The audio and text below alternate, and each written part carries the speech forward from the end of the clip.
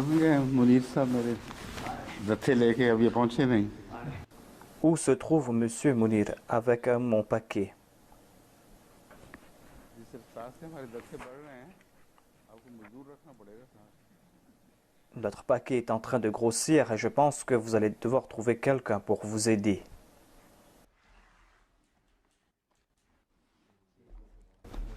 आयात कुरानी का हमको अलग रखें एक तरफ.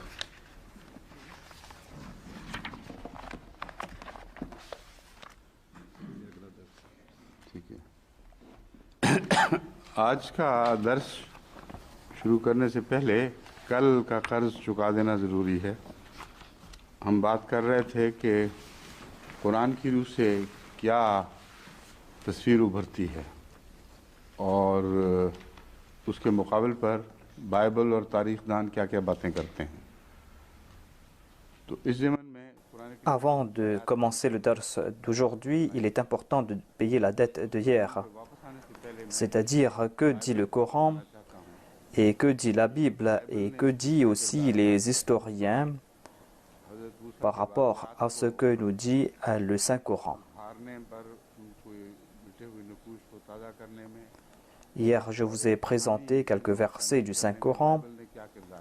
Avant de retourner vers ce sujet, je veux présenter le rôle joué par la Bible.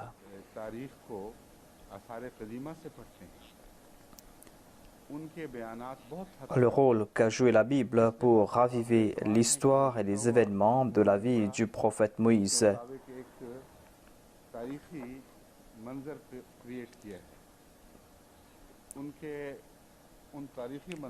Les déclarations des égyptologues sont dignes de confiance dans une grande mesure.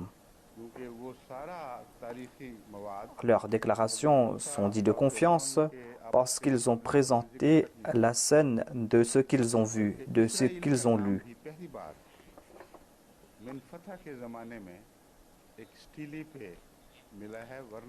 Il n'y a pas de lien entre cette scène historique et les événements de Moïse, car les écritures anciennes sur lesquelles ils basent leurs faits historiques n'évoquent pas la lutte entre Pharaon et Moïse. On trouve mention d'Israël la première fois sur un stèle qui date de l'époque du roi Méneptah. Sinon, on ne trouvait même pas mention du nom d'Israël. Ainsi donc, il y a deux points de vue de ces historiens, de ces égyptologues. Et leurs points de vue sont dits de confiance du point de vue séculier, mais pas tout à fait. Séculier dans le sens qu'ils ne présentent pas des faits qui ont trait à la religion, car ils n'ont pas de préjugés à ce sujet. C'est pour cette raison qu'ils citent ces écritures anciennes qui sont présentes aujourd'hui. Ces faits présentés par les historiens sont dits de confiance parce que tous ont le même point de vue, à savoir que les Égyptiens n'étaient pas honnêtes lorsqu'ils ont consigné leur histoire. Ils ont caché les échecs, les humiliations de ces pharaons. Et ils amplifiaient les succès que ces pharaons avaient remportés. Ainsi donc, leur point de vue n'est pas digne de confiance. Ainsi donc, si on ne trouve pas mention de Moïse et de cette lutte entre Moïse et Pharaon, eh bien, ces historiens disent que l'arrogance des Égyptiens ne leur permettait pas d'évoquer ces points, à savoir d'évoquer un leader de leurs laboureurs, de leurs esclaves. C'est le leader qui disait que vous devez libérer notre peuple. Donc pourquoi donc évoquer cela dans l'histoire des Égyptiens? Cela est d'autant plus plausible parce que le pharaon a subi une grande humiliation de sa main. C'est pour cette raison qu'il ne mentionne même pas Moïse. Voilà donc le point de vue des historiens concernant ces manques de renseignements concernant Moïse. Mais ces mêmes historiens n'ont pas pris la Bible en considération concernant la généalogie de ces pharaons. Pour cela, ils ont eu recours aux écritures anciennes. C'est pour cette raison que nous sommes contraints d'accepter leurs déclarations dans une grande mesure.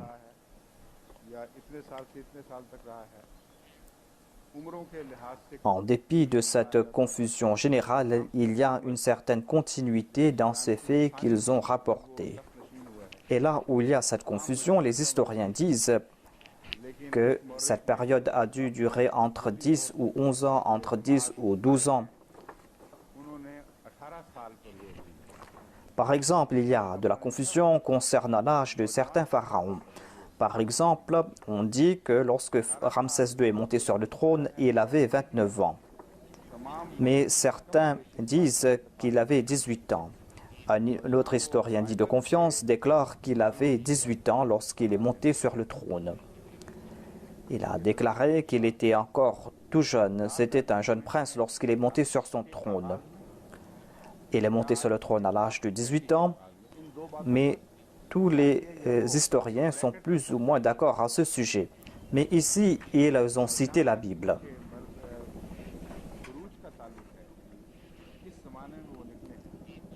À savoir que soit Moïse est né au début du règne de Ramsès ou il est né à l'époque du règne de Séti, le père de Ramsès.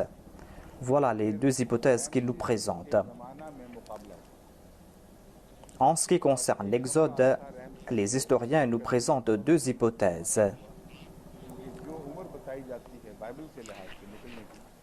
Tous les historiens présentent ces deux faits. Ils disent que soit qu'il est né à l'époque de Séti, et dans ce cas, la confrontation a eu lieu à l'époque de Ramsès. Et l'Exode a eu lieu au cours du règne de Ramsès, car la période évoquée par la Bible n'atteint pas l'ère de Méneptah. Donc, il y a un groupe important qui prédomine à ce sujet. Ils disent que Moïse est né à l'époque de Séti.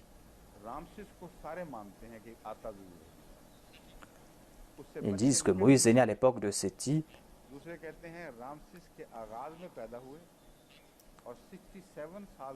Et ensuite, il y a eu cette confrontation à l'époque de Ramsès II et l'Exode a eu lieu au cours du règne de Ramsès II. Tous acceptent que Ramsès a joué un rôle ici et ils n'arrivent pas à s'en séparer. Certains disent que Moïse a vécu ou est né à l'époque du règne de Ramsès et Ramsès a régné pendant 67 ans. Ensuite, Moïse est retourné, il y a eu la confrontation à l'époque de Méneptah. Voilà donc les deux hypothèses qui nous sont présentées. Et c'est la Bible qui a créé toute cette confusion ici. Il n'y a pas de contradiction concernant les stèles historiques. Certes, on évoque un certain écart entre les années, mais il n'y a pas de contradiction. Là où ils ont eu recours à la Bible, là-bas, ils ont trébuché, ils ont commis des erreurs. Et les égyptologues se sont empruntés dans un marasme en se basant sur la Bible pour présenter des faits historiques concernant le prophète Moïse. En acceptant les déclarations de la Bible, ils se sont empêtrés dans un marasme et n'arrivent pas à s'en sortir. Il n'y a pas un seul qui peut accepter tout ce que dit la Bible à la lettre. C'est pour cette raison que de manière arbitraire, ils acceptent certains faits. Ils prennent des décisions à l'instar des dictateurs. Ils acceptent certains faits et rejettent d'autres faits, car il y a ces contradictions dans la Bible. Si la Bible était authentique, pourquoi n'ont-ils pas accepté la noyade de Pharaon, noyade qui a été évoquée dans la Bible? Cela s'est passé sauf dans le cas de celui qui a fait cette étude comparative entre le Coran et la Bible, M. Bukai. Et il a déclaré qu'ils ont laissé ces faits de connaissance de cause. C'est là leur dénuement, le dénuement de ces historiens. Dans l'histoire authentique de l'époque, on ne trouve pas mention de la noyade d'un pharaon.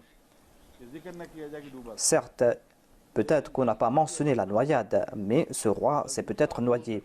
Mais qui était ce pharaon?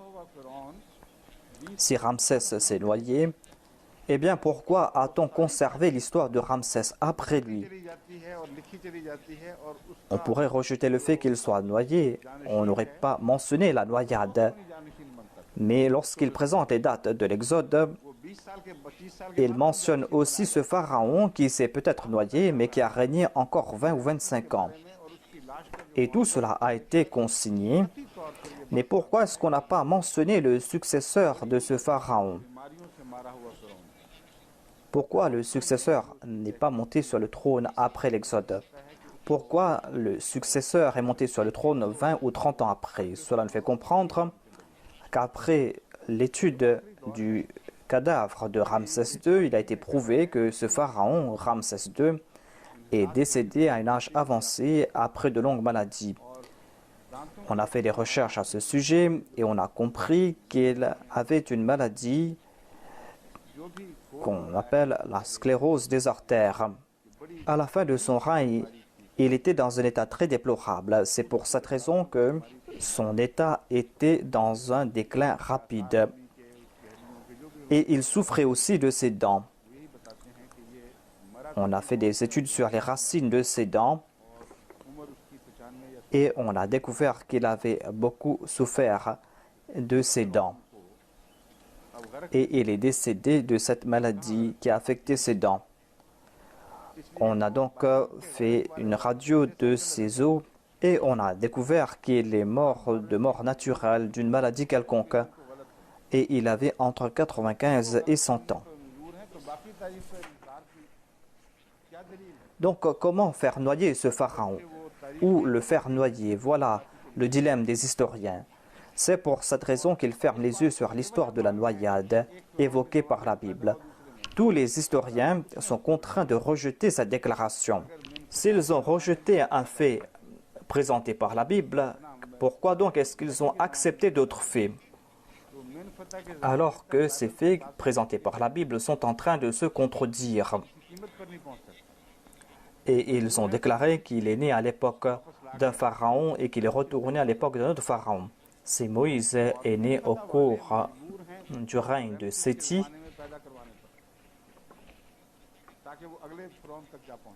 Eh bien, on ne pourrait pas atteindre à l'époque de Ménephta, selon la Bible.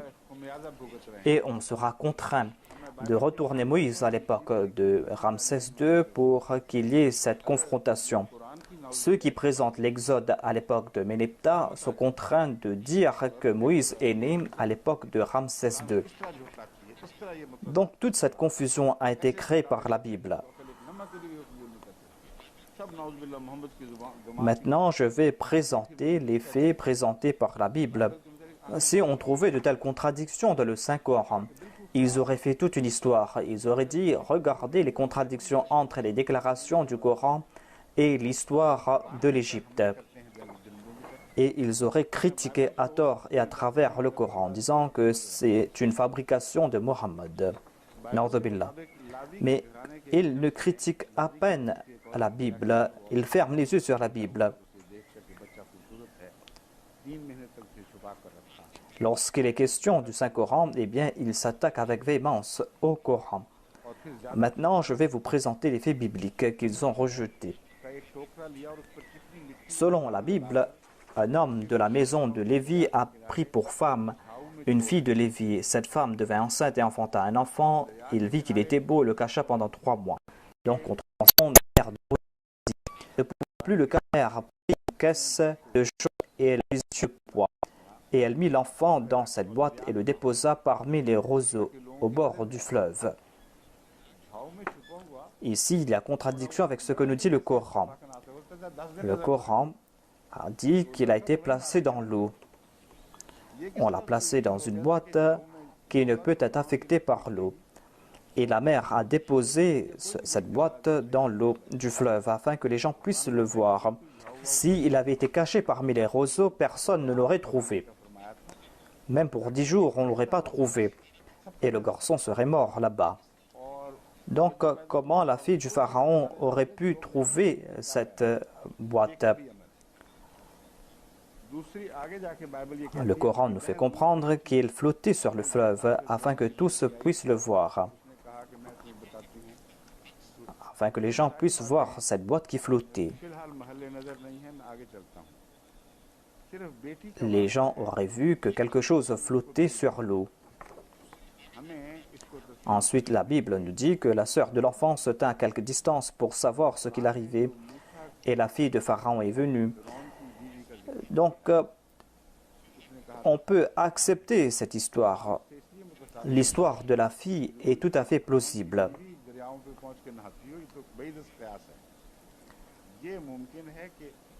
Ce n'est pas la peine de rejeter cela, car le Coran a évoqué la femme de Pharaon et a dit que nous allons adopter cet enfant. Il n'y a pas de contradiction donc. Il est impossible que la femme de Pharaon se baigne dans le fleuve. Impossible dans ce sens que la famille royale a peut-être des lieux particuliers sur le fleuve. Ils pouvaient visiter ces régions, mais il est plus possible qu'ils soient partis quelque part et qu'il y avait des filles qui appartenaient à la famille royale qui ont fait une sortie. Et là-bas, cette fille a vu cet enfant qui est en train de flotter sur l'eau. Et la fille a confié cet enfant à sa mère. La mère a été touchée par cela. Et comme nous le dit le Saint-Coran, la mère a dit « Pourquoi ne pas adopter cet enfant afin que cet enfant soit de la joie pour moi et de la joie pour nous ?» Je vais citer ce verset après, par la suite. Je vais citer ce que nous dit la Bible ici. Ensuite, la mère est venue, la mère a offert de lait à cet enfant et on a confié cet enfant à sa mère. Il n'y a pas de contradiction donc entre la Bible et le Coran à ce sujet. Ensuite, la Bible nous dit, en ce temps-là, Moïse, devenu grand, se rendit vers ses frères et fut témoin de leurs pénibles travaux. Il vit un Égyptien qui frappait un Hébreu d'entre ses frères. On dirait que c'est la première fois que Moïse est sorti et qu'il a vu les travaux pénibles des Hébreux, qu'il a vu quelqu'un qui frappait un autre. Ici, il y a une différence entre ce que nous dit la Bible et le Coran. Le Coran nous présente un autre événement. Et la Bible est en train de nous présenter cela ici. Il y a eu deux événements qui se sont passés. Au cours du premier événement, il y avait un Hébreu du peuple de Moïse qui avait un ennemi commun, c'est-à-dire quelqu'un qui appartenait au peuple de Pharaon. Et le deuxième jour, on a vu la même chose, à savoir qu'il y avait un Hébreu qui appartenait au peuple de Moïse qui se battait contre son ennemi, c'est-à-dire contre un autre ennemi. La Bible nous dit que le premier jour, il y a eu cette lutte avec l'ennemi, et le deuxième jour, il y avait deux Hébreux qui se querellaient. Et ceci est douteux face à ce que nous dit le Coran. Car selon la Bible, cet Hébreu avait menacé Moïse. Si c'était un Hébreu selon la Bible, à savoir que hier tu as tué quelqu'un, aujourd'hui aussi tu veux tuer quelqu'un d'autre, veux-tu t'imposer comme un tyran? Un Hébreu qui appartenait à son peuple ne pouvait menacer Moïse. Et Moïse n'aurait pas pris peur lorsqu'il aurait dit cela. Lorsque Moïse s'est immiscé dans cette affaire, c'est là que l'ennemi a dit « Veux-tu être un tyran comme hier ?» C'est-à-dire que l'ennemi avait su ce qui s'était passé la veille. Et c'est là que Moïse a compris qu'ils avaient su ce qui s'était passé et qu'il avait cru que c'était un secret, mais que tout le monde sait que j'ai tué quelqu'un. Et c'est pour cette raison qu'il est en danger. C'est pour cette raison qu'il s'est caché pour quelque temps. Et quelqu'un l'a informé que Pharaon veut te tuer. Selon ce que nous dit la Bible, le Pharaon voulait tuer Moïse par la suite. Voilà ce que nous dit le Coran. La Bible nous dit qu'il vit un Égyptien qui frappait un Hébreu d'entre ses frères. Il regarda de côté et d'autre, et voyant qu'il n'y avait personne, il tua l'Égyptien et le cacha dans le sable.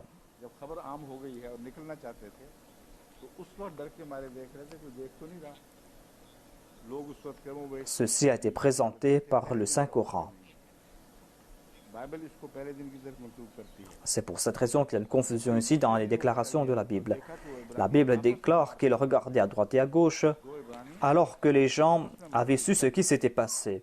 Ainsi, ce que nous dit la Bible ici ne concerne pas l'événement du premier jour. La Bible nous présente ce deuxième événement comme l'événement du premier jour. मुंसिफ मुकर्रर किया। Il sortit le jour suivant et voici deux Hébreux qui se querellaient. C'est-à-dire qu'il y avait deux Hébreux qui se querellaient. की है बाइबल ने हज़रत मूसा के हम Il dit à celui qui avait tort, « Pourquoi frappes-tu ton prochain ?» वो जो ज्यादती करने वाला था Et cet homme répondit, « Qui t'a établi chef et juge sur nous? Penses-tu me tuer comme tu as l'Égyptien ?» ये करीने क़ियास वैसे नजर आता है कि नहीं Ainsi, il a reçu cette menace de la part de cet Hébreu, nous dit la Bible. मिस्र के खिलाफ एक आम रौ चल पड़ी थी बनी Israel. Et celui qui l'avait aidé la veille était en train de le menacer. Il a dit, « Est-ce que tu vas me tuer comme tu as tué l'autre hier ?» On ne peut pas accepter ces faits. ख्याल था कि यही गवाह है शख्स Certes, les Hébreux étaient hostiles contre le peuple de Pharaon. आदमी सबसे सरकश काफी लड़ाका था। Et lorsqu'ils se querellaient, ils se soutenaient les uns les autres. Et le prophète Moïse, lorsqu'il s'est immiscé dans cette affaire, il voulait soutenir son peuple. Et il avait compris que celui qui l'avait aidé la veille était le seul témoin.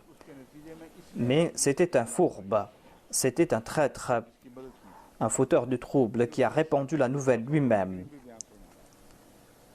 दूसरे दिन फिर वो लड़ पड़ा एक और से Le Coran ne nous dit pas qu'il a caché le cadavre dans le sable. आया उसने Ainsi donc, tout le monde savait qu'il avait tué quelqu'un. On avait fait une enquête à ce sujet et cette personne avait témoigné contre Moïse. La personne qui l'avait aidé la veille avait témoigné contre lui. Le Coran nous présente cette personne comme un fauteur de troubles. Et le lendemain, il se querellait avec quelqu'un d'autre.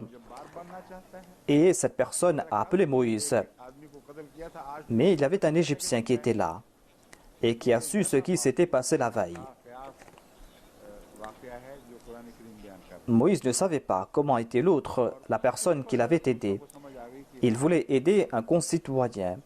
Mais l'Égyptien lui a dit, « Veux-tu être un tyran? Hier, tu as tué quelqu'un, est-ce que tu veux me tuer aujourd'hui ?» Voilà donc des faits qui sont plus acceptables et plus logiques, des faits que nous présente le Saint-Coran. Moïse a compris que tout le monde a su ce qui s'était passé. तारीख़ी लिहाज से जो इस्तेमाल करूँगा वो बाद में आऊँगा भी Et on lui a dit qu'on a pris une décision contre toi. Moïse se cachait et prenait des précautions en sortant. क्या बातें हम कर रहे हैं। हज़रत मूसा की पहली हिजरत इस वाक़या के बाद हुई। Ensuite, on trouve mention des faits concernant Madian. इसमें इत्तेफाक है। और Je vais vous présenter ces faits afin que ceux qui ne connaissent pas ce qui s'est passé et qui participent dans le dars d'aujourd'hui puissent comprendre ces faits. हज़रत शुएब को Il y a tout d'abord la première émigration de Moïse après cet incident. नाम मित्रा या क्या नाम Les faits présentés par la Bible et le Coran sont eux-mêmes à ce sujet. Bible के Maintenant, on trouve mention de Madian et il y a l'unanimité du Coran et de la Bible à ce sujet. Moïse s'est réfugié là-bas. नाम कठिन हो Il a pris la protection de Chouaib selon le Coran. नहीं ना इसमें दिलचस्पी। Quel est le nom de son beau-père? Dans la Bible, on trouve mention de deux noms, Jéthro et Réuel. और वहाँ बैठे हुए थे एक दरख्त Il y a une contradiction concernant son nom. Deux noms sont présentés par la Bible, Jéthro et Réuel. Mais en tout cas, je ne suis pas intéressé par cette contradiction. Bible के बयान के मुताबिक 7 लड़की Quelle que soit la personne ou quel que soit son nom, Moïse était sur sa terre पानी भर भर के et Moïse était assis sous un arbre. के भेड़ों को पानी पिलाएं। Quand, selon le Coran, il a vu deux filles ये आ जाते हैं ये सारे qui attendaient leur tour. La Bible nous présente sept filles नजदीक बैठा था और मदियन जिसको qui n'attendaient pas leur tour, मिदियन या mais qui remplissaient leurs gourdes afin d'abreuver leurs moutons. मिदियन या मिदियान के काहन की 7 बेटियां थीं। Ensuite, on trouve mention d'autres bergers qui étaient venus. Je vais présenter cela dans les mots de la Bible. Et Moïse était assis tout près de ce puits Et il se trouvait à Madian, comme on le dit. Et les 7 filles du sacrificateur de Madian est venue et ont rempli leurs gourdes et commencé à abreuver leurs moutons ou placer l'eau dans des abreuvoirs.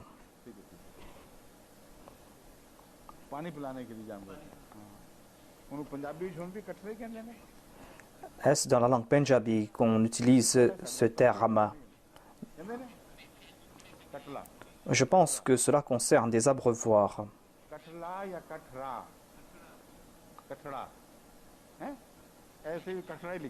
Donc pour abreuver leurs animaux.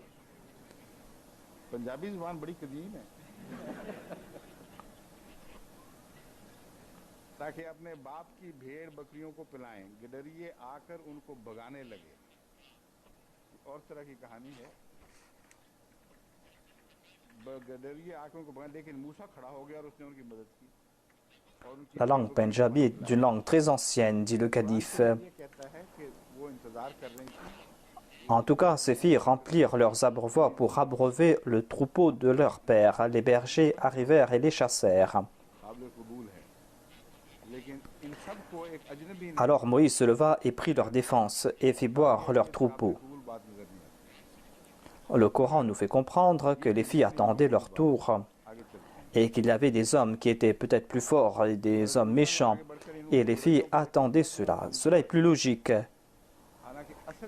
La Bible nous fait croire qu'un étranger s'est interposé. Et selon moi, ce n'est pas logique. Mais en tout cas, c'est un point secondaire. Moïse a commencé à donner à boire les animaux de ces jeunes filles. Alors que selon la Bible, elles avaient déjà transporté l'eau ailleurs et avaient déjà rempli leurs abreuvoirs. Elles pouvaient abreuver leurs animaux. Mais le Coran nous dit que là où on prenait de l'eau, il y avait beaucoup de monde. Et ces filles ne voulaient pas s'interposer. Et il est dit qu'elles marchaient avec pudeur. Elles marchaient avec pudeur et timidité. C'étaient des jeunes filles emplies de pudeur qui ne voudront pas s'immiscer parmi des hommes rudes.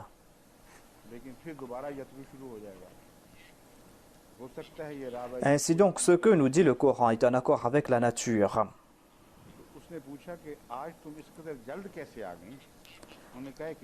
Quand elles furent de retour auprès de leur père, Réuel, on trouve mention du nom du père ici. En tout cas, peut-être que Réuel était un autre titre que portait le père. Le père a dit « Pourquoi revenez-vous si tôt aujourd'hui ?» Ils répondirent « Un Égyptien nous a délivrés de la main des bergers et il nous a puisé de l'eau et a fait boire le troupeau. » Elle a dit à ses filles « Où est-il? Pourquoi avez-vous laissé cet homme? Appelez-le pour qu'il prenne quelque nourriture. » Moïse se décida à demeurer chez cet homme qui lui donna pour femme Séphora, sa fille. Elle enfanta un fils qu'il appela du nom de Geshuem. Car, dit-il, j'habite un pays étranger. Longtemps après, le roi d'Égypte mourut.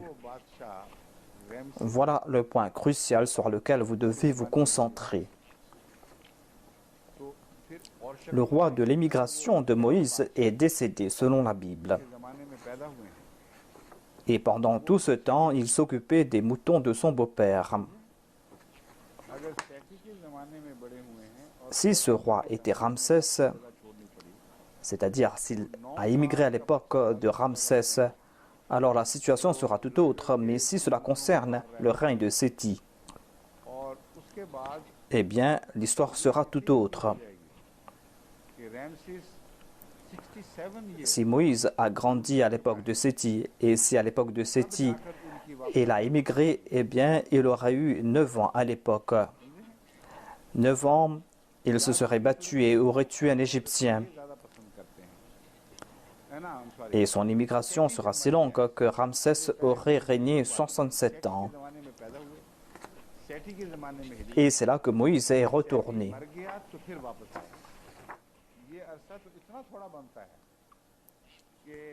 La deuxième hypothèse que préfèrent les historiens et tout autre. Lorsque Séthi est décédé, Moïse a immigré à l'époque de Séthi et après la mort de Séthi, il est retourné. Ce sera une période très courte qui contredit les autres récits de la Bible. Séthi a régné 10, 11 ou 15 ans, tout au plus.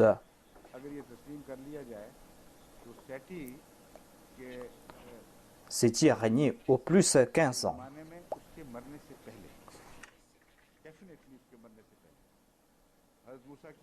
Et Moïse est né au cours du règne de Séthi.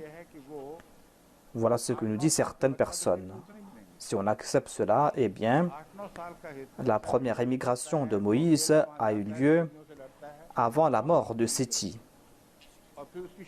Certainement, il a émigré avant la mort de Séthi. Et à l'époque, Moïse aurait eu 9 ans.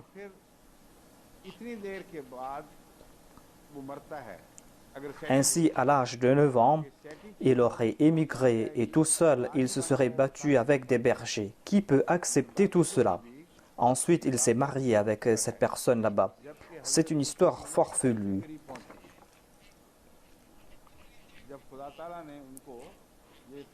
Ensuite, si cela concerne Séthi, eh bien, Séthi est mort à l'âge de 70 ans. Selon la Bible, Moïse avait 80 ans à l'époque. Quand Dieu l'a informé à propos de la mort du Pharaon, Moïse avait 80 ans selon la Bible.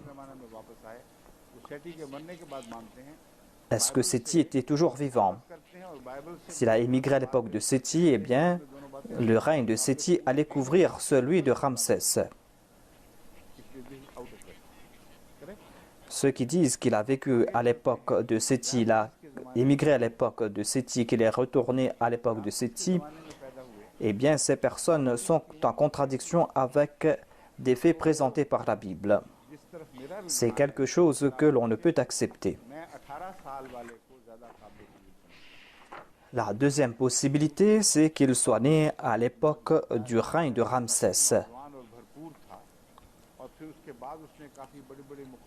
Quel est l'âge du pharaon Ramsès à l'époque? Je pense qu'il doit avoir 18 ans à l'époque.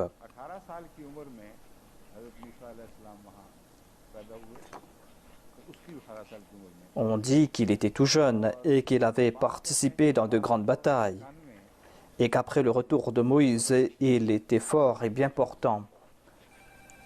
C'est pour cette raison qu'on ne peut pas dire qu'il était très âgé.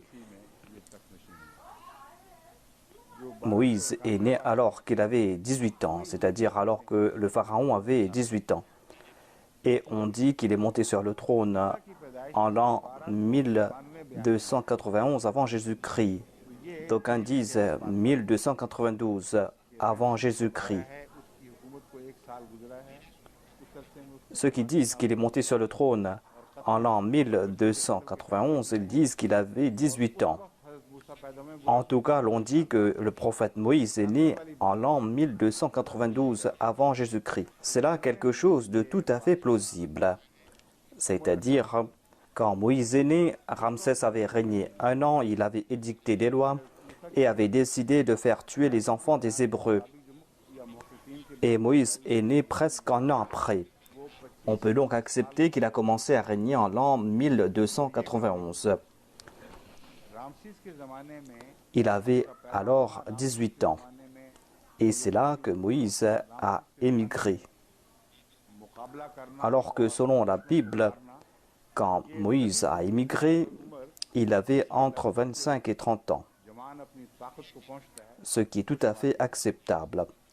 On peut accepter qu'il est né à l'époque de Ramsès et qu'il a atteint l'âge adulte à l'époque de Ramsès et qu'il a confronté son ennemi à l'époque de Ramsès et qu'il a tué son ennemi durant le règne de Ramsès, et cela est tout à fait plausible s'il avait environ 25 ans. Selon certains chercheurs, par exemple, le commentaire de la Bible présenté par Pix On dit que Moïse avait émigré à l'âge de 40 ans.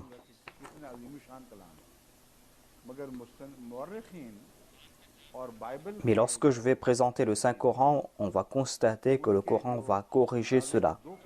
Les déclarations du Saint-Coran sont si claires qu'on peut déduire l'âge à chaque époque. Lorsque je vais retourner vers cela, c'est là que vous allez comprendre que c'est une parole sublime. Mais les historiens et les commentateurs de la Bible ont présenté deux possibilités. Ils disent que soit que Moïse avait entre 25 ou 30 ans lorsqu'il y a eu cette querelle et lorsqu'il a laissé l'Égypte.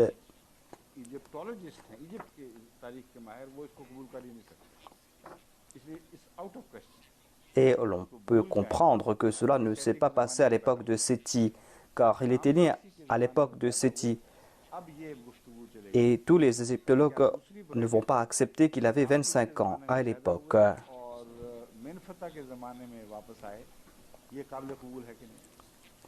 C'est pour cette raison qu'on peut oublier ce fait, à savoir qu'il est né à l'époque du règne de Séthi. En tout cas, il est né à l'époque de Ramsès. Maintenant, la question est-ce qu'il est né à l'époque de Ramsès ou est-ce qu'il est retourné à l'époque de Méneptah? Est-ce que cela est en accord avec le Saint-Coran ou pas? Nous allons maintenant nous tourner vers les incidents de Madian. Et lorsqu'il était là-bas, il avait entre 25 ou 30 ans. Et il a pris un engagement avec son beau-père. Et le Saint-Coran nous fait comprendre que le contrat a expiré pour la première fois après 8 ans.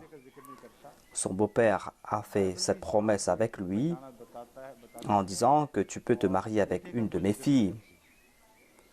Et il était important de marier sa fille parce qu'il n'avait pas de fils pour protéger ses filles. La Bible nous fait comprendre qu'il avait des fils, mais le Saint-Coran ne mentionne pas de fils. Et la Bible mentionne 7 filles. Et après, la Bible ne présente pas de fils. Mais la Bible nous fait sortir d'autres fils par la suite. Soit qu'il a eu des fils après, ou soit qu'il n'y avait pas de fils. Mais en tout cas, il avait 7 filles et pas de fils.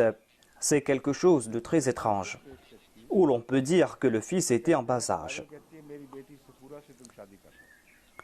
Ainsi donc, Moïse, en tant que jeune homme, ne pouvait pas rester dans cette maison sans se marier. Et le Saint-Coran et la Bible sont unanimes à ce sujet. À savoir, son beau-père lui a présenté cela. La Bible nous dit que le beau-père a dit « Marie-toi avec ma fille Safoura ». Le Saint-Coran n'a pas présenté de nom. Mais en tout cas, le Saint-Coran nous fait comprendre que cette fille qui a marché avec pudeur, c'est cette fille qui a été présentée en mariage à Moïse. Regardez ce que la fille a déclaré. Il a dit à propos de Moïse, Kawiyun Amin. Cet homme qui nous a servi, qui nous a aidés, non seulement qu'il est fort, mais il est très honnête. C'est-à-dire, il n'y aura pas de danger de sa part. Il est Amin. C'est pour cette raison qu'il est digne de confiance. Et son beau-père l'a appelé, il a dit que tu vas rester ici pendant 8 ans et tu vas devoir me servir, c'est-à-dire t'occuper de mes troupeaux. Et si tu désires, tu peux rester 2 ans de plus, c'est-à-dire jusqu'à 10 ans. Mais en tout cas, 10 ans, c'est le maximum. Et après cela, on pourra se séparer. Et ils se sont séparés par la suite. La Bible nous dit que quand Moïse est passé tout près de la montagne, eh bien, le pharaon était déjà mort. C'est-à-dire, Moïse était si âgé que ce pharaon était déjà mort. Ce pharaon qui était pour lui un danger. Ce pharaon pour lequel il avait laissé l'Égypte. Lorsque Dieu avait choisi Moïse comme un prophète, ce pharaon était déjà mort. Mais le Saint-Coran nous présente quelque chose de différent. Je vais présenter ce que nous dit la Bible et vous allez comprendre à quel point ces déclarations bibliques sont inacceptables. Selon la Bible, le prophète Moïse est resté là-bas environ 40 ans. Et durant ces 40 ans, il s'occupait des moutons et des brebis. Et Allah attendait quelque chose. Quand, après ces 40 ans, Dieu s'est manifesté sur le feu, Dieu a déclaré que maintenant il n'y a pas de danger pour toi. Ce pharaon est décédé. C'est-à-dire, Dieu ne pouvait rien faire face à ce pharaon et ne pouvait pas protéger Moïse de ce pharaon. C'est pour cette raison qu'il a attendu 40 ans. Et selon la Bible, son beau-père était toujours bien portant. Il était encore bien portant. Alors que la Bible nous dit aussi que lorsqu'il a rencontré Moïse pour la première fois, il était déjà très âgé. Ajoutez 40 ans à son âge, mais même là, il était encore bien portant.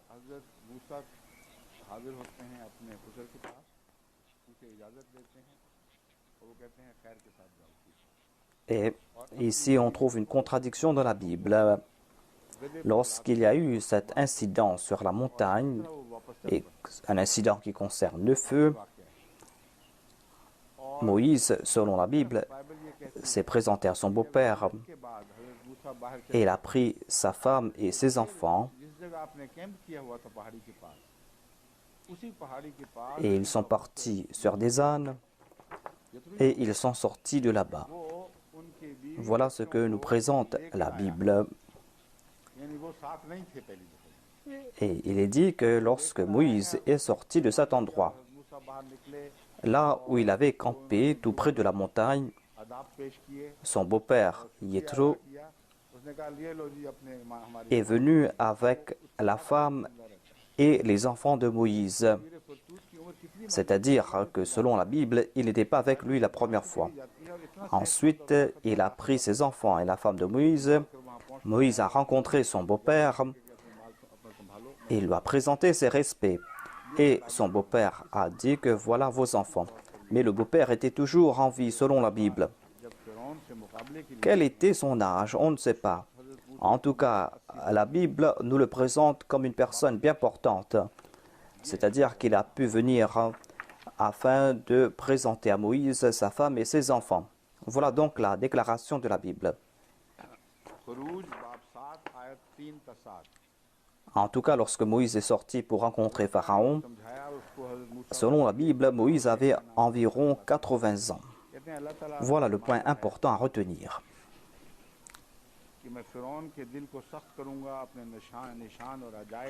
Dans Exode chapitre 7, versets 3 à 7, Allah a fait comprendre à Moïse ce qu'il devait dire.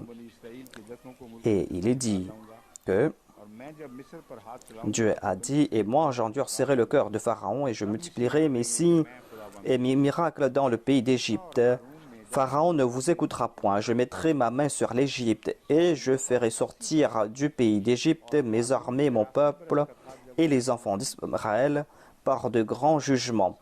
Les Égyptiens connaîtront que je suis l'Éternel lorsque j'étendrai ma main sur l'Égypte et que je ferai sortir du milieu d'eux les enfants d'Israël. Moïse et Pharaon firent ce que l'Éternel leur avait ordonné de faire.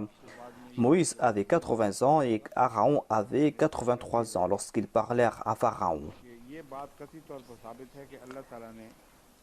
Jusqu'à l'âge de 80 ans, Moïse était à Madian, selon les commentaires de la Bible. Ce n'est pas la peine de présenter tout cela. Lorsqu'on va publier, la plupart, on va présenter ces références. En tout cas, il est clair et net selon la Bible que Dieu a présenté 2 raisons pour ce retard. Pourquoi il a envoyé Moïse après un si long laps de temps? Tout d'abord, selon la Bible, Dieu ne connaissait pas l'état des Hébreux. Lorsque Dieu a su qu'ils étaient persécutés, c'est là que Dieu a déclaré, selon la Bible, que voilà, ils ont subi tant de souffrances et j'ai entendu leurs supplications. Maintenant, tu dois partir et sauver le peuple des Hébreux. Mais ce Dieu n'était pas tout-puissant. Lorsque Moïse a déclaré que j'ai commis un crime là-bas, en Égypte, Dieu a déclaré, ne te soucie pas, ce Pharaon est mort. Ainsi, il n'y a pas de danger pour toi de la part de ce Pharaon. Ainsi, Dieu attendait 2 raisons pour ne pas envoyer Moïse. Tout d'abord parce que, selon la Bible, Dieu n'avait pas toutes les informations. Et en fin de compte, lorsqu'il a entendu leurs supplications, c'est là que Dieu a pris cette décision. Mais Pharaon était un obstacle dans la prise de cette décision. Car Dieu savait qu'il avait un danger pour Moïse. Mais puisque ce Pharaon est mort, il n'y a plus de danger et toi, Moïse, tu peux partir là-bas. Comme je l'ai dit, si vous acceptez cette histoire, eh bien, cela ne peut pas concerner l'époque de Séthi, car on va devoir accepter que Séthi était toujours vivant jusqu'à l'époque. Et certainement, Moïse est né à l'époque de Ramsès II. Mais cela va se faire 67 ans après sa naissance. Si cet incident a eu lieu 67 ans après la naissance de Moïse, lorsque Dieu lui a dit que le Pharaon était déjà mort, on doit dire que Moïse avait 67 ans à l'époque. Car Ramsès avait déjà régné 67 ans, selon la Bible et selon les historiens. S'il n'était pas né au cours du règne de Séthi, certainement il était né au cours du règne de Ramsès. On va devoir accepter cela, c'est-à-dire qu'il est né au début de son règne. Moïse a vécu 1 an au cours de son règne avant sa mort. Lorsque ce pharaon est mort, Moïse avait entre 67 et 66 ans.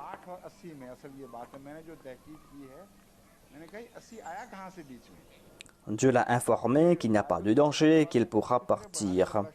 Mais pourquoi est-ce qu'il n'est pas parti auparavant? Il est retourné en Égypte à l'âge de 80 ans. Comment accepter cette déclaration des Bibles? Je pense qu'il y a une erreur entre 8 et 80. Je me suis dit, où est venu ce 80? Certainement, les scribes ont ajouté des zéros. Là où il y avait des milliers, ils ont dit des centaines de milliers. Heureusement qu'ils n'ont pas ajouté 2 zéros. Ils n'ont ajouté qu'un seul zéro. Je vais présenter les versets du Saint-Coran à ce sujet. Où sont ces versets?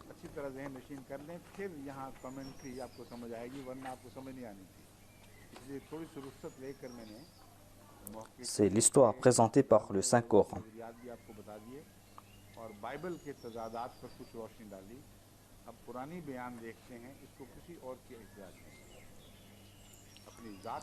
Ayez en tête cet arrière-plan et c'est là que vous allez comprendre ces commentaires. C'est pour cette raison que j'ai pris un détour pour vous présenter le point de vue des historiens et j'ai éclairé les contradictions de la Bible. Maintenant, je vais présenter les déclarations du Saint-Coran. Le Saint-Coran nous présente un sujet tout à fait complet et a évoqué tout cela sous le terme Al-Qasas. Al-Qasas signifie présenter des faits historiques, de ne pas présenter des légendes. Certes, Qasas a aussi le sens de légende.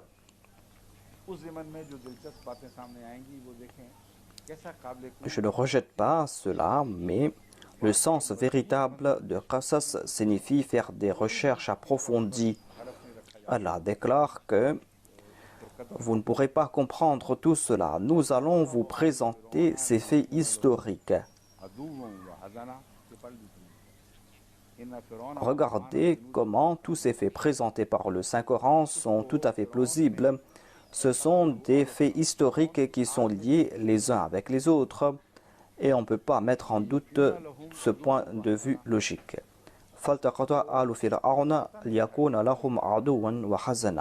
Inna fir'auna wa hamana wa junudahuma kanu khati'in. Et la famille de Pharaon le recueillit sans se douter qu'il deviendrait pour eux un ennemi et une source de chagrin. Ils ne savaient pas pourquoi il l'avait pris, mais selon le décret de Dieu, il serait pour eux un ennemi et une source de chagrin. Khazana, le chagrin, est un point important ici. Certes, lorsqu'il y a eu cette hostilité, il y a eu cette animosité. Tant que le pharaon de l'époque de sa naissance n'avait pas subi cet affront, il n'y avait pas eu cette tristesse. Ainsi donc, lisez les propos du Saint-Coran avec attention, et c'est là que vous allez comprendre ces faits historiques. Pourquoi est-ce que le Saint-Coran ne s'est pas contenté de dire qu'il serait un ennemi? Pourquoi est-ce que le Saint-Coran a aussi évoqué le chagrin? Certes, il était parti, il était un ennemi pour Pharaon. Mais ce même Moïse est retourné à l'époque de ce même Pharaon et la famille de Pharaon a été attristée. Et cela est possible seulement lorsque Moïse est retourné à l'époque de ce même Pharaon. Ce Pharaon qui avait pris Moïse pour s'occuper de lui. Voilà pourquoi il est dit qu'il deviendrait pour eux un ennemi et une source de chagrin.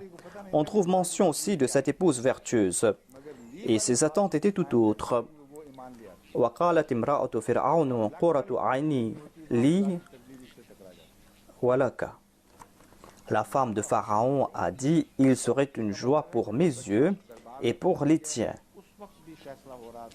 Cette pauvre femme ne savait pas quel était le décret de Dieu. Mais en tout cas, elle était croyante et cela était une source de joie pour ses yeux. Et il n'en fut pas de même pour Pharaon. Il est dit, la taqtuluhu, c'est-à-dire lorsque cet enfant a été présenté dans la cour, on se demandait si on devait le tuer ou pas. L'enfant n'était pas sain et sauf tout simplement parce qu'une fille avait recueilli cet enfant. Mais lorsqu'il a été présenté dans la cour, il y avait certainement de grands chefs qui étaient dans la cour et ils savaient très bien que c'était un enfant d'un Hébreu. Et le roi avait dit qu'on doit tuer les enfants des Hébreux.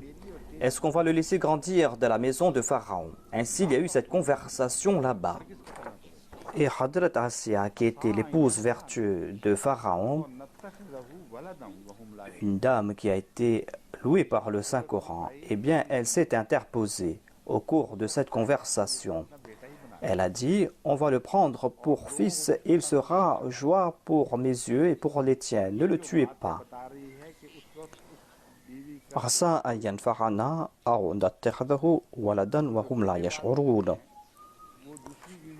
En tout cas, la parole ne s'était pas répandue. Il se peut que nous le prenions comme fils, a dit Assia, et que les gens ne savent pas ce qui est en train de se passer.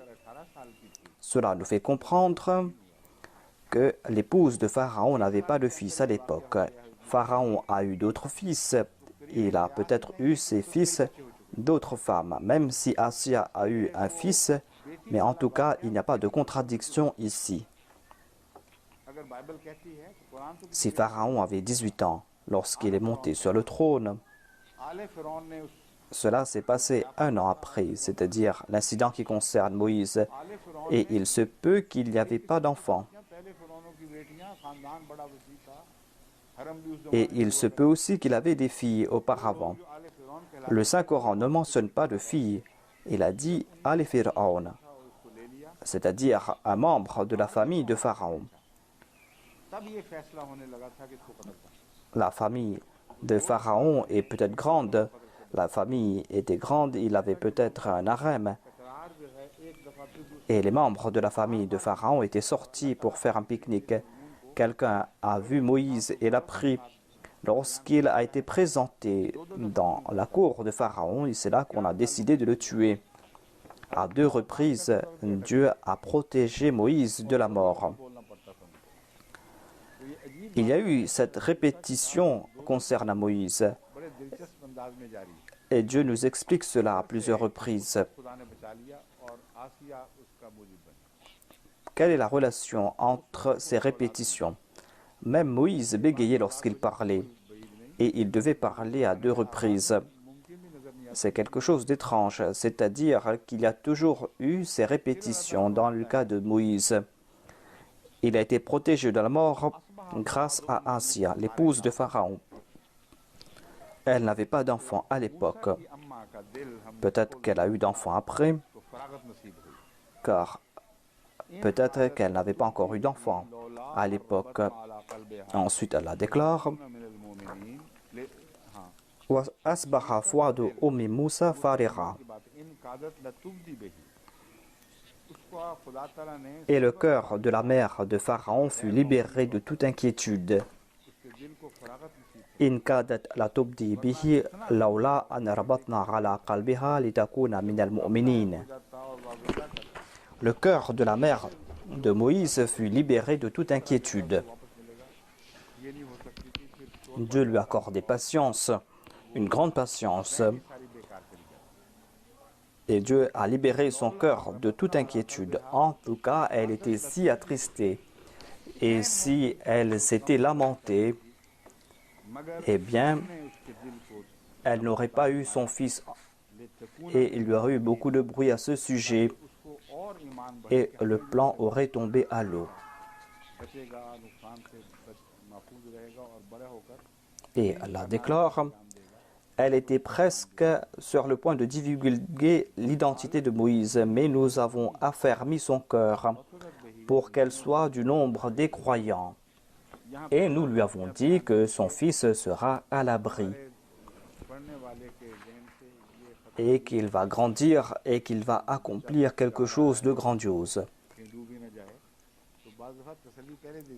وقالت لأخته قصيه فبصرت به عن جنب وهم لا يشعرون.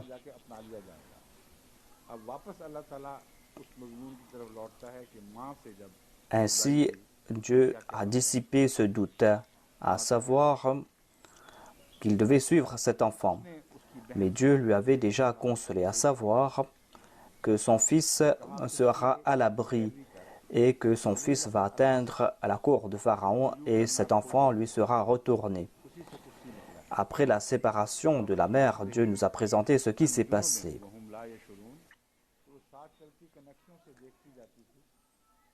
C'est-à-dire, la mère de Moïse a dit à la sœur de Moïse, « Suis-le ». Et on trouve ici mention du terme « qussi », c'est-à-dire « suis-le ». فَبَصُرَتْ بِهِ عَنْ جُنُبٍ وَهُمْ لَا يَشْعُرُونَ. Alors elle le surveilla de loin. Elle regardait de loin dans quelle direction partait Moïse. Et elle a fait en sorte que les gens ne savent pas qu'elle est liée avec Moïse qui était sur l'eau. Et elle marchait et surveillait Moïse de loin. وَحَرَّمْنَا عَلَيْهِ الْمَرَاضِعَ مِنْ قَبْلُ. Et nous avions déjà décrété qu'il refuserait les nourrices. Dieu a dit à la mère de Moïse de le prendre et de l'allaiter afin qu'elle soit habituée avec son lait, afin qu'il n'accepte pas le lait d'autres nourrices. Au cours de ces quelques mois, elle a aimé le lait de sa mère et n'était pas prête d'accepter le lait d'une autre nourrice. Allah avait déjà tout préparé auparavant. فقالت هل أدلكم على أهل بيت يكفلونه وهم له ناصحون. Cet incident qui concerne le lait et la mère nourricière s'est peut-être passé hors du palais ou à l'intérieur du palais. Mais moi je pense que cela s'est passé hors du palais. Sinon, la sœur de Moïse n'aurait pas pu entrer dans le palais. Elle n'aurait pas pu entrer directement dans le palais. Elle était une des Hébreux, elle n'aurait pas pu entrer dans la cour de Pharaon. Et comment penser que la première chose qu'on a dit à propos de cet enfant, que l'on doit l'allaiter?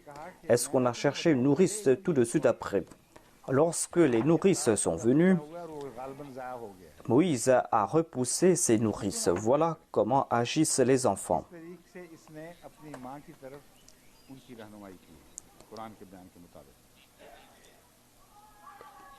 Et sa sœur a dit, est-ce que je vais vous informer à propos d'une femme qui a perdu un enfant peut-être et qui pourra allaiter Moïse.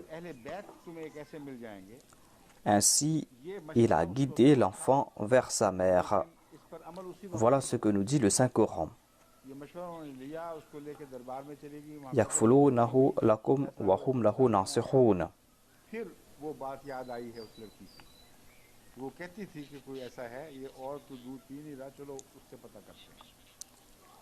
Elle a donné ce conseil, mais ils n'ont pas suivi ce conseil immédiatement.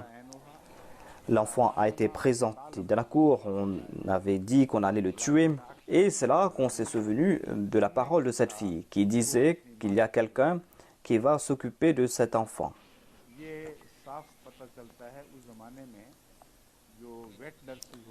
فَرَدَدْنَاهُ إِلَى أُمِّهِ كَيْ تَقَرَّ عَيْنُهَا وَلَا تَحْزَنَ وَلَا تَعْلَمَ أَنَّ وَعْدَ اللَّهِ حَقٌّ وَلَكِنَّ أَكْثَرَهُمْ لَا يَعْلَمُونَ.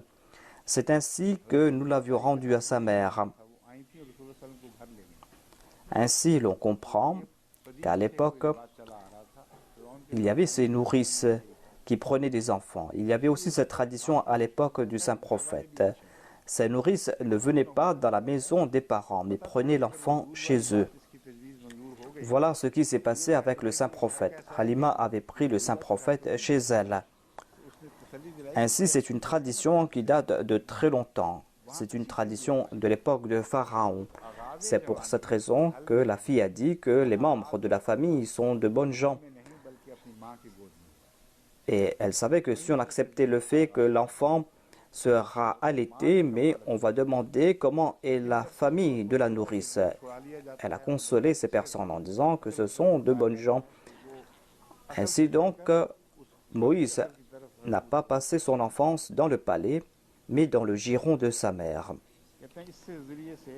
Et c'est là-bas que l'enfant a grandi. Sa mère s'est occupée de lui. Ensuite, lorsqu'il était âgé, lorsqu'il n'était plus allaité, l'enfant est retourné dans la maison de Pharaon.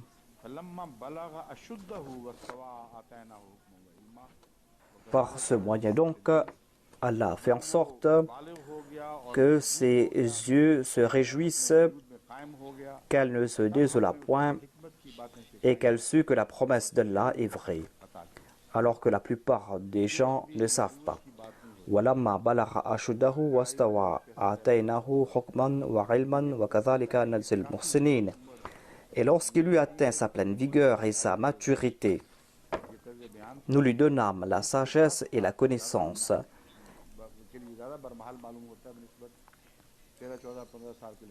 Il n'est pas question ici de la Naboua. C'est quelque chose qui s'est passé avant la querelle. En tout cas, il était déjà assez. Il avait dépassé l'âge de la puberté. C'est quelque chose qui s'est passé après ses 20 ans. Ce n'est pas quelque chose qui s'est passé alors qu'il avait 13 ou 15 ans. Et il entra dans la ville discrètement alors que ses habitants ne lui portaient pas attention, alors que les habitants étaient encore endormis. Selon la Bible, lorsqu'il est sorti, tout le monde le savait ce qui s'est passé. En tout cas, Moïse avait grandi dans le palais et les gens du palais n'aimaient pas qu'il soit en contact avec son peuple, avec les Hébreux. Mais Moïse sortait le matin alors que les gens étaient encore endormis. C'est là qu'il sortait pour marcher, pour rencontrer les gens de son peuple. Il est dit ala hina khaflatin min ahliha fawajada fiha rajulaini yaqtatilan.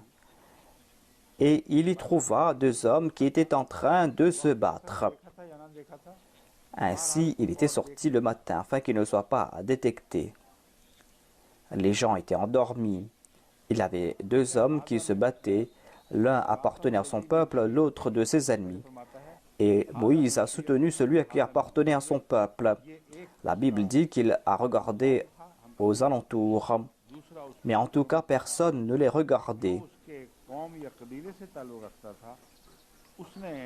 Ensuite, le Saint-Coran nous dit Hadha min shi'atihi wa hadha min aduwihi.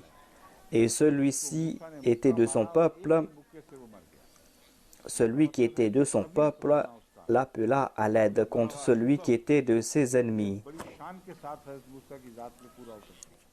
Celui qui était de son peuple l'appela à l'aide contre celui qui était parmi ses ennemis. Fawakaza Moussa faqadwa alayhi. Alors Moïse le frappa du poing et causa ainsi sa mort. Cela nous fait comprendre que Moïse était bien portant et qu'il était solide. C'était un jeune homme solide. C'est pour cette raison que la jeune fille avait déclaré là-bas Qawiyun Azin, c'est-à-dire qu'il est digne de confiance, qu'il est solide. C'est quelqu'un qui est honnête et on ne doit pas avoir peur de lui. Ensuite, le Coran nous dit qu'il a frappé cet homme et l'a tué. Il a aussi dit Hadha min amali shaytan. Moïse était pieux. Il avait cette sagesse, cette connaissance et il a ressenti ce remords. Il a déclaré ceci est l'œuvre de Satan. Telle n'était pas mon intention. Innahu aduwwun mudillun mubin. Satan est vraiment un ennemi, un trompeur manifeste. Qala rabbi inni zalamtu nafsi faghfir li faghfara lahu innahu huwal ghafurur rahim. Et Moïse a demandé pardon à Dieu immédiatement. La Bible nous dit qu'il a enterré dans le sable. Je ne sais pas ce qu'il avait abandonné là-bas, mais en tout cas, s'il avait enterré dans le sable, les gens n'auraient pas su cela. Cela veut dire qu'il a abandonné le cadavre là-bas, mais il a imploré le pardon de Dieu. Et Allah lui a accordé son pardon. Qala rabbi bima anamta alayya falan akuna zahiran lil mujrimin. Il dit, mon Seigneur, puisque tu m'as accordé ta grâce, je ne serai jamais un soutien pour les coupables. Cela nous fait comprendre aussi que Moïse savait très bien que celui qu'il avait appelé à l'aide était le coupable. C'était lui le fauteur de troubles et qu'il avait tué un innocent. Ensuite, voyez ce qui s'est passé le lendemain. Il avait fait cette promesse.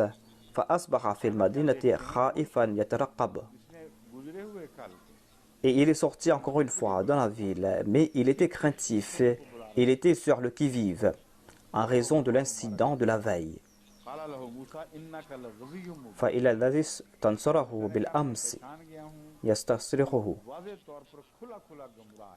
Et voilà que celui qui l'avait appelé à l'aide la veille l'appela de nouveau à son secours. Il a appelé à l'aide Moïse. Mais Moïse a répondu, « En vérité, tu es manifestement un transgresseur. Certainement, tu es un transgresseur. » Mais il avait de la sympathie pour son peuple. Et le Coran nous dit que il a oublié la promesse qu'il avait faite avec Dieu. Il n'était pas encore prophète. Certainement, il avait reconnu le coupable et il avait déclaré aussi qu'il ne va pas aider les transgresseurs. Mais il avait un très grand amour pour son peuple. Et il a décidé d'attraper l'autre. Il est dit Yabtusha. Batasha signifie attraper. Il se peut que Moïse a décidé de l'attraper et de les séparer. Il n'avait pas l'intention de tuer l'autre. Ainsi donc, on doit comprendre que Moïse n'a pas brisé sa promesse. Il s'est souvenu de sa promesse et il voulait sauver l'autre. Il ne voulait pas tuer l'autre. Qala ya Moussa aturidu an taqtulani kama qatalta nafsan.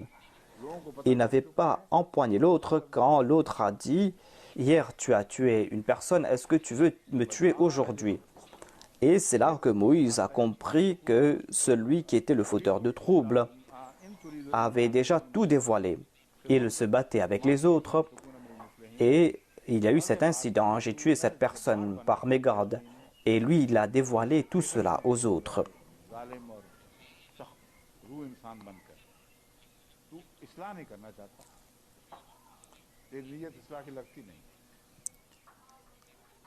Ensuite, il est dit que tu désires seulement devenir un tyran sur la terre. Tu veux te présenter en tant que tyran. Et tu ne veux pas devenir un pacificateur. Tu ne désires pas apporter la réforme. Et cela a affecté le cœur de Moïse. Et il a imploré le pardon de Dieu. Et il s'est caché quelque part. Il n'est pas retourné chez lui.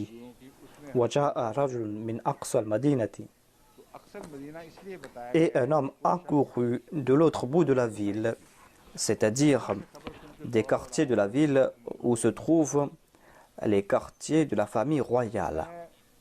Il y avait le quartier des gens pauvres, il y avait le quartier des laboureurs, et là-bas se trouvait le peuple de Moïse.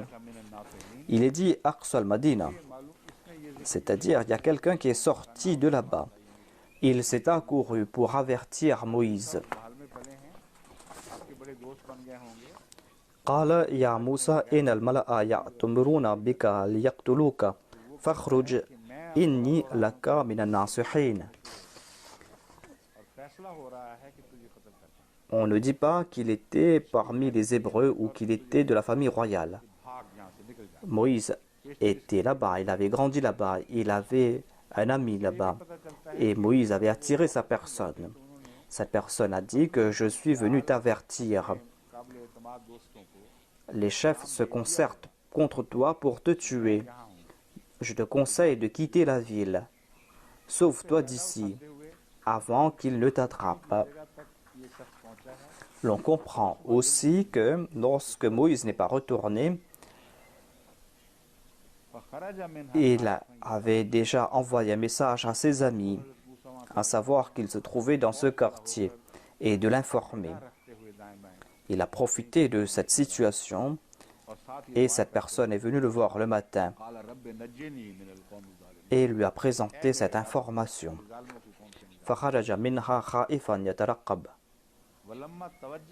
Et alors Moïse partit de là craintif sur le qui-vive. Attention que quelqu'un ne le voie. Et il priait. Mon Seigneur, sauve-moi du peuple injuste.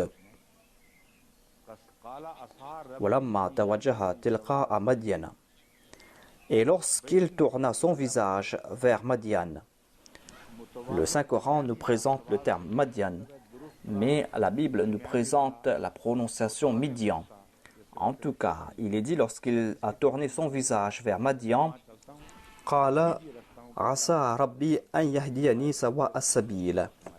il a dit, j'espère que mon Seigneur me guidera sur le droit chemin. Sawa as-sabil signifie le droit chemin, la voie du milieu ou la sirat al-mustaqim. J'espère que mon Seigneur me guide sur le droit chemin, car moi je pars dans cette direction.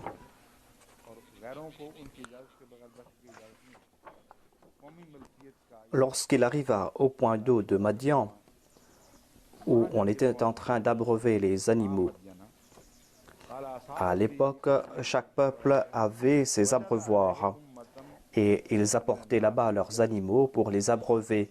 Et ceux qui n'étaient pas de la région n'avaient pas le droit d'apporter leurs animaux. C'était une source qui appartenait à ce peuple. Lorsqu'il est arrivé là-bas, à Madian, c'est-à-dire au point d'eau de Madian, wajada alayhi ummatan min an-nas yasquna. Il y avait un groupe d'hommes qui abreuvaient leurs troupeaux. Il y avait donc un grand groupe d'hommes qui étaient en train d'abreuver leurs troupeaux.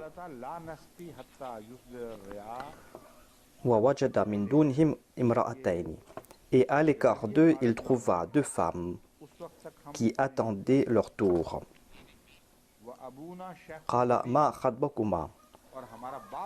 Il dit à ces deux dames, qu'est-ce que vous avez?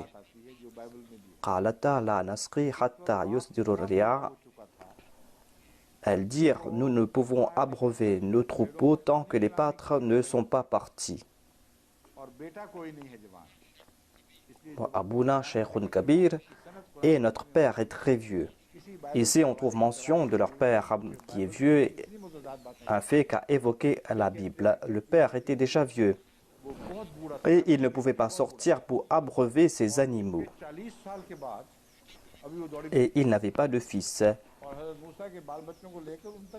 C'est pour cette raison que ce que j'ai dit est basé sur le Saint-Coran. Ce n'est pas la peine d'étudier la Bible, car dans la Bible, nous voyons autant de contradictions.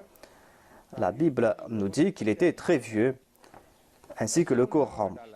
Mais après 40 ans, il était en train de marcher et il a pris les enfants de Moïse et sa femme pour aller partir le rencontrer, c'est-à-dire même après l'Exode.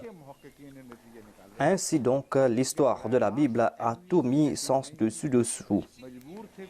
La Bible nous présente de grandes difficultés et les exégètes du Moyen-Âge et même les Ahmadis n'arrivent pas à s'en sortir.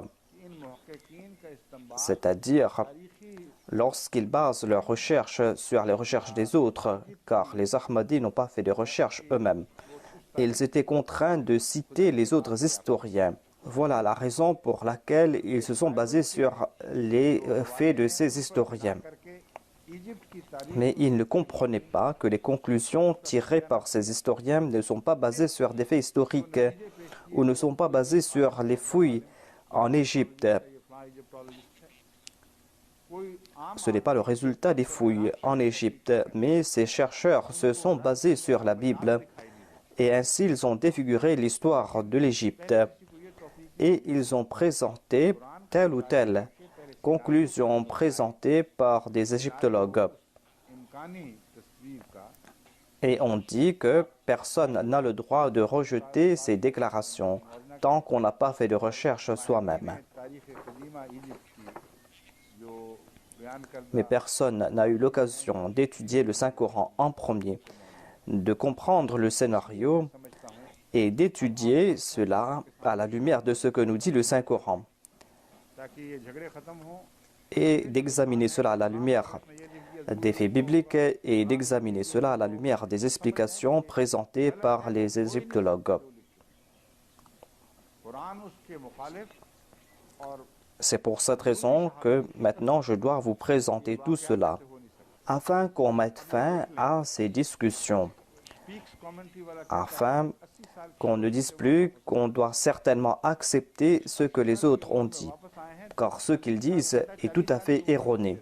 Le Coran nous présente des faits contraires à cela, et les témoignages inter du Saint-Coran sont tels qu'on ne peut pas accepter ces faits présentés tels quels.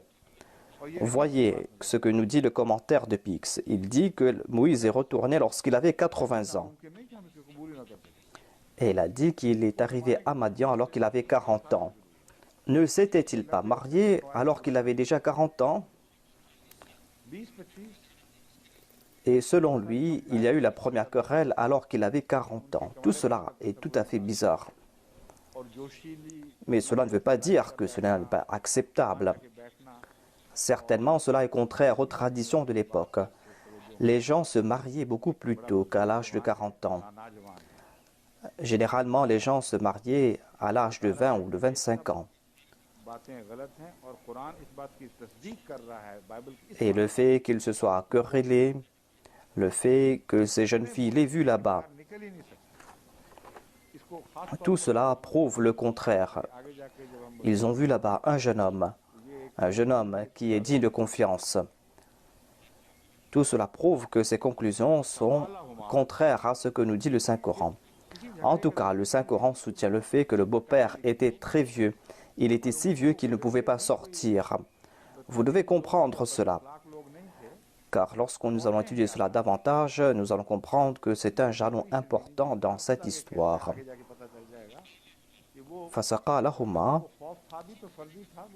On ne trouve pas mention ici de querelle. Certes, ces personnes qui abreuvaient leurs animaux n'étaient pas des malotrus. Ces femmes étaient des femmes pudiques. Ces jeunes filles étaient pleines de pudeur. Ceux qui abreuvaient leurs animaux n'étaient pas des gens querelleurs. Moïse ne s'est pas querellé avec ces personnes. Il a abreuvé les animaux de ces jeunes femmes. Ensuite, il a prié Rabbi inni lima anzalta ilayya min khairin fakir. Il a prié en ces termes: Ô mon Seigneur, je ne place pas ma confiance en ces personnes. Lorsqu'on accorde une faveur à quelqu'un, certainement l'on pense que l'on doit être récompensé pour les faveurs que j'ai accordées. Et j'ai l'espoir que j'aurai quelque chose en retour. Moïse priait tout au long de son parcours. Il plaçait sa confiance en Dieu. Il savait que Dieu n'allait pas le laisser partir à la perdition et que Dieu allait ouvrir cette voie. Et ce souvenir se termine avec cette prière. Rabbi inni lima anzalta ilayya min khairin fakir. C'est-à-dire que ce dont j'ai besoin, je vais te le demander. Je n'ai pas besoin de personne d'autre. Et je ne sais pas ce qui est meilleur pour moi. C'est pour cette raison que je me présente devant toi. Accorde-moi ce qui est mieux pour moi.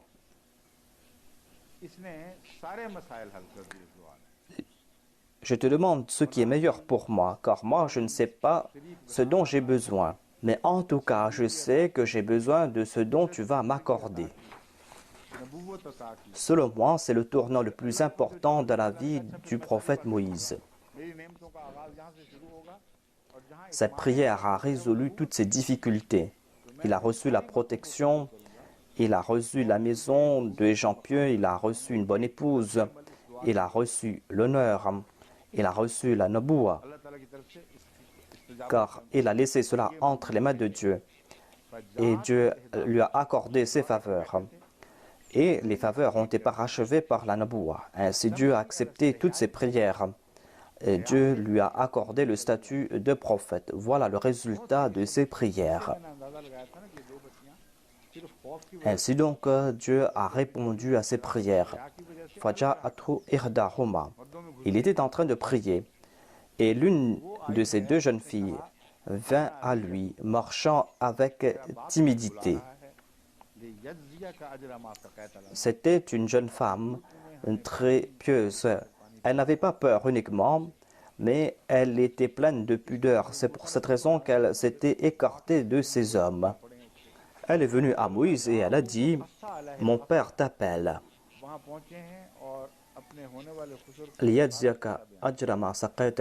Afin de te récompenser pour avoir abreuvé nos troupeaux pour nous. Moïse n'avait rien demandé, mais c'était le résultat de sa prière. Alors, quand il vint à lui et il eut raconté toute l'histoire, c'est-à-dire il a raconté l'histoire à son beau-père, il lui a raconté son origine et toute l'histoire, cela nous fait comprendre aussi que là-bas on parlait la même langue. On parlait la même langue qu'on parlait en Égypte, ou en tout cas c'était l'hébreu. L'hébreu de la langue des enfants d'Israël. La langue des enfants d'Israël était parlée sur un vaste territoire et Moïse a présenté ses faits sans avoir besoin de traducteur.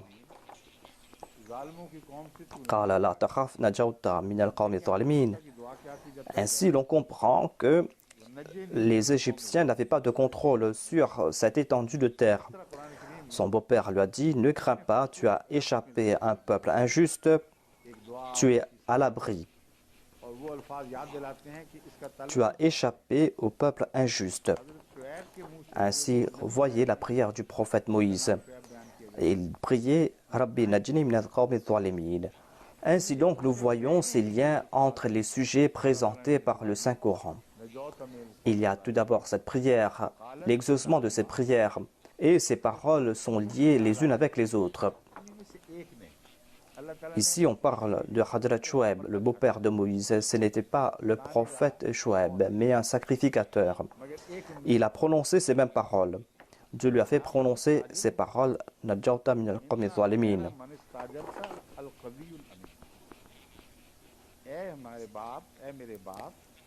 Et l'une de ces deux jeunes femmes était présente. On n'a pas dit qui était cette jeune femme, mais l'une des deux a dit: « Ya abati ista'jirhu, inna khayra man ista'jarta al-qawiyul amin. » Ô mon père, prends-le à ton service, car le meilleur que tu puisses engager est celui qui est fort et digne de confiance. Ainsi, il possédait ces deux qualités. Le terme Amin a été évoqué ici parce que on avait de bonnes intentions concernant Moïse, mais on n'avait pas de mauvaises idées concernant Moïse. Le père pouvait être en danger en raison de ce jeune homme qui allait rester dans sa maison, qui sera son travailleur. Que va-t-il se passer avec ces jeunes filles? Mais la jeune fille a déclaré que je l'ai regardé de près et je suis sûr et certain qu'il n'y aura pas de danger de sa part. Il est qawi, il est fort et il est digne de confiance. Lisez la Bible, comparez cela avec le Coran, il n'y aura pas de comparaison. Et le père a déclaré que je vais te marier avec une de mes filles. Il y a des gens qui ne prennent pas des précautions concernant leur fils adoptif et le résultat est mauvais en fin de compte. Ils disent que cette personne est de la famille. Ils disent que voilà, c'est un jeune homme qui est de la famille. Et en fin de compte, il se trouve en difficulté. On ne prend pas de précautions, même avec des chrétiens, avec des sikhs, avec des non-musulmans. Ils disent, venez, entrez. Et ainsi, ces personnes détruisent la vie de leur jeune fille. Ils ne tirent pas leçon du Saint-Coran, ne lisent pas le Saint-Coran, n'en tirent aucune leçon. Même à l'époque, alors qu'il n'y avait aucune règle concernant la pudeur, alors qu'il n'avait pas de moyens de protection, cet homme pieux, qui était le beau-père de Moïse, a dit que je vais te laisser ici, mais tu vas te marier avec une de mes filles. Sinon, tu ne pourras pas rester ici. Et le Saint-Coran nous a déclaré qu'il a placé cette condition.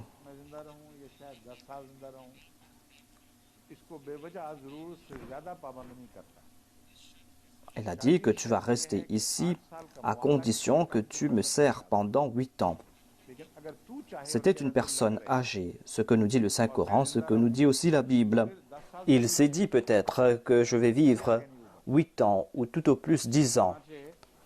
Et ce n'est pas la peine de mettre plus de restrictions sur Moïse. Il a dit que j'ai l'intention de te marier à l'une de mes filles et tu vas rester à mon service pendant 8 ans. Mais si je suis envié, si tu désires me servir pendant 10 ans, eh bien tu peux rester 10 ans, mais pas plus que cela.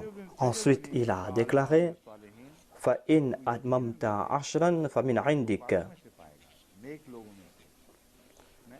C'est-à-dire, si tu veux compléter les 10 ans, ce sera de ton propre gré. Je ne vais pas t'imposer quelque fardeau.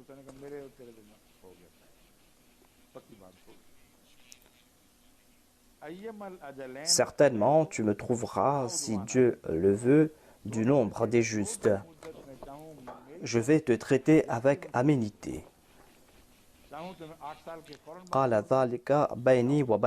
Moïse a dit, cela est réglé entre moi et toi.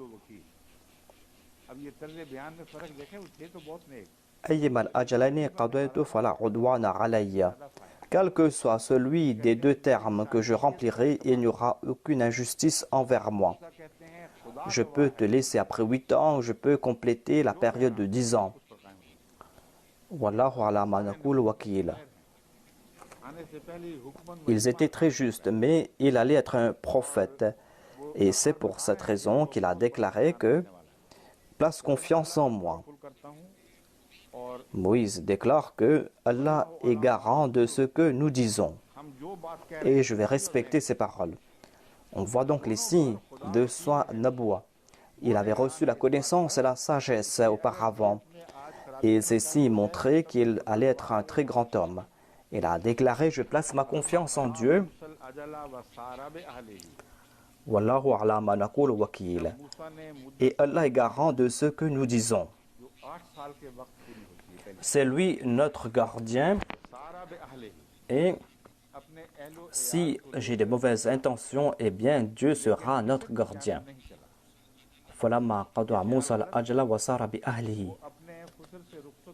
Et lorsque Moïse eut rempli son terme, c'est-à-dire il a complété cette période de 8 ans, Sara bi ahlihi, il fut parti avec sa famille.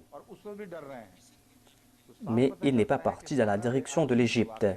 Il est tout à fait faux de dire qu'il était parti dans la direction de l'Égypte. il s'était séparé de son beau-père pour fonder sa propre famille. Car ce n'est que quand il a reçu l'ordre de Dieu qu'il est parti dans la direction de l'Égypte. Et même là, il avait peur. Cela nous fait comprendre que lorsqu'il était parti avec sa famille, il ne marchait pas avec ses troupeaux. Il avait complété cette période de 8 ans ou de 10 ans. Il a dit que maintenant je vais partir, je me sépare de toi. Et au cours de ce voyage, il passait à côté d'un mont et il a vu un feu.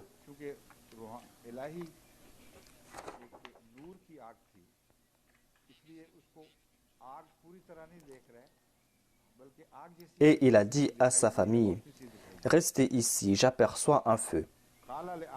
Je ressens qu'il y a un feu quelque part. »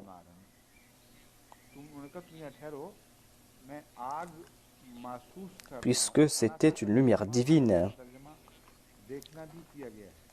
Et il ne voyait pas de feu, mais voyait quelque chose qui ressemblait à du feu.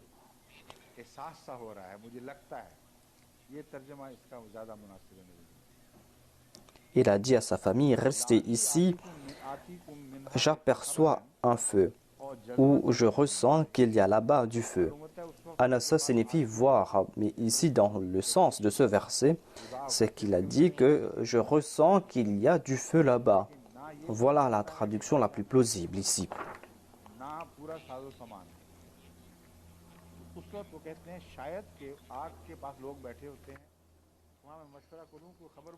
Il n'avait pas de feu lorsqu'il partait en voyage. Ils étaient loin de la maison, il n'avait pas de feu, mais il ne savait pas dans quelle direction partir et il n'avait pas toutes leurs provisions. Il a dit que peut-être qu'il y a des gens qui sont assis là-bas, je vais leur demander des informations. Dans quelle direction partir? Et il voulait leur demander du feu, prendre un tison de feu, afin qu'ils puissent allumer un feu. Certainement, il faisait nuit, c'est pour cette raison qu'il a vu cette lumière et ce feu. Il a dit, la'allakum tastalun. Cela veut dire qu'il s'était arrêté pour camper et c'est là qu'il a vu ce feu.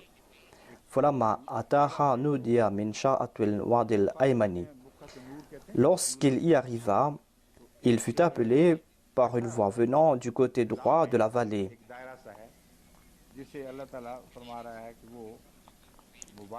Fi buqatil mubaraka, du lieu béni de l'arbre.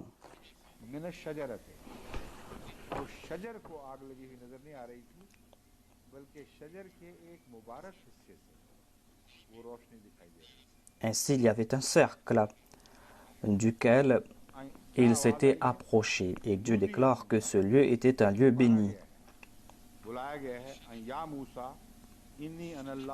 Et mina shajarati, c'est-à-dire qu'il y avait un arbre. C'était une partie bénie d'un arbre qui était éclairé. Qu'est-ce qu'il avait entendu? Nudiya min sha'atwi. On lui a appelé. Et Allah a déclaré, Inni anallahu rabbul alamin. Certainement, je suis Allah, le Seigneur des mondes. Dans la Bible, on trouve mention d'un ange. Et ensuite, on a évoqué Dieu. Dieu déclare que c'était la voix de Dieu lui-même. Mais Dieu pensait que cette voix venait de cet arbre et qu'il y avait une grande lumière à côté de cet arbre. Et Allah s'est présenté en disant Allahu Rabbul Alamin. La Bible nous fait comprendre que il y avait cette dispute entre Dieu et Moïse. L'autre a dit que tu vas m'envoyer vers Pharaon. Mais que vais-je dire? Dis-moi qui tu es. Allah ne dit pas son nom. Dieu lui dit, c'est celui-là. C'est celui-là qui t'a envoyé. Il dit à Pharaon, c'est celui-là qui m'a envoyé.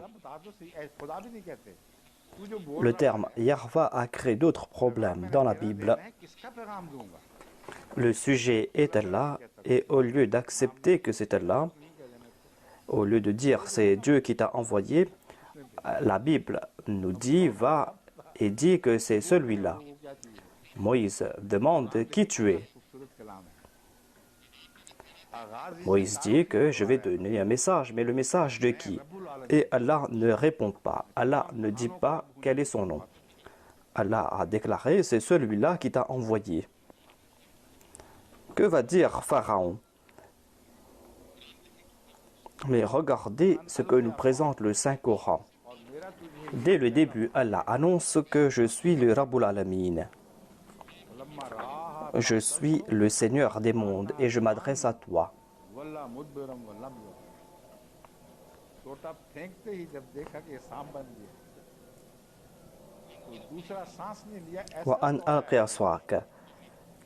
Et Allah lui donne cet ordre, jette ton bâton par terre.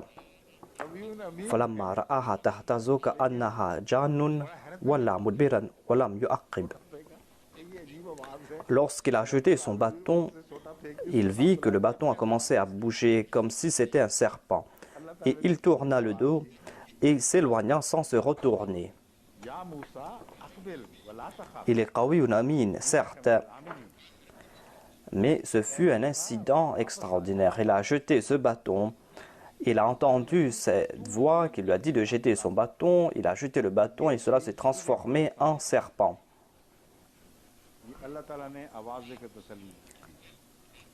Et Allah a déclaré, Ya Moussa, Aqbil wa la takhaf innaka minal aminin. Ô Moïse, avance et ne crains pas. Sûrement, tu es de ceux qui sont en sécurité.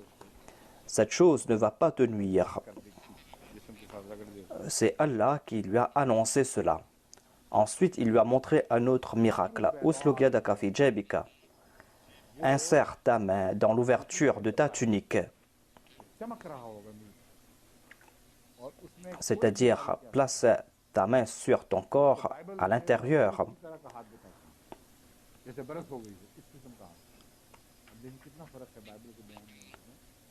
Takhruj bayda min ghayri su'in. Et ta main en sortira blanche sans être atteinte d'aucun mal.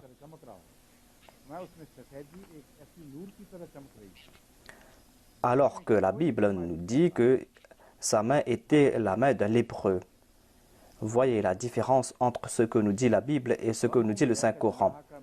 Est-ce que Dieu va présenter son prophète comme un lépreux? Dieu lui a présenté un signe brillant, et ainsi il y avait une lumière dans sa main, et il n'y avait pas signe de maladie.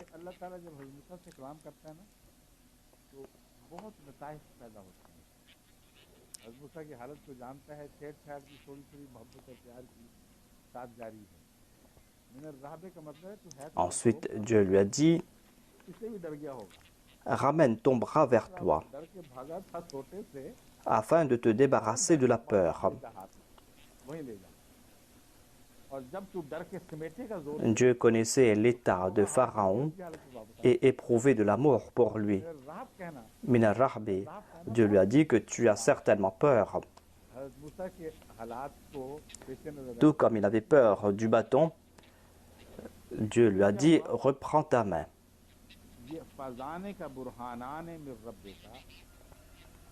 Et lorsque tu vas faire sortir ta main va sortir blanche.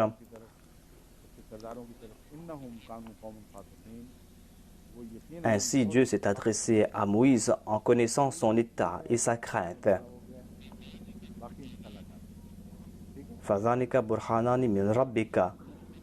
Ce seront là deux preuves de la part de ton Seigneur pour Pharaon et pour son peuple. Assurément, ils sont un peuple rebelle. Donc je vais m'arrêter ici et je vais continuer demain, Inch'Allah.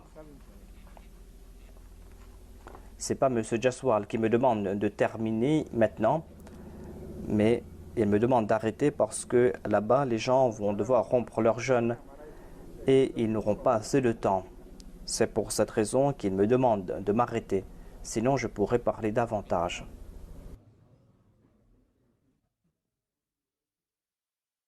أعوذ بالله من الشيطان الرجيم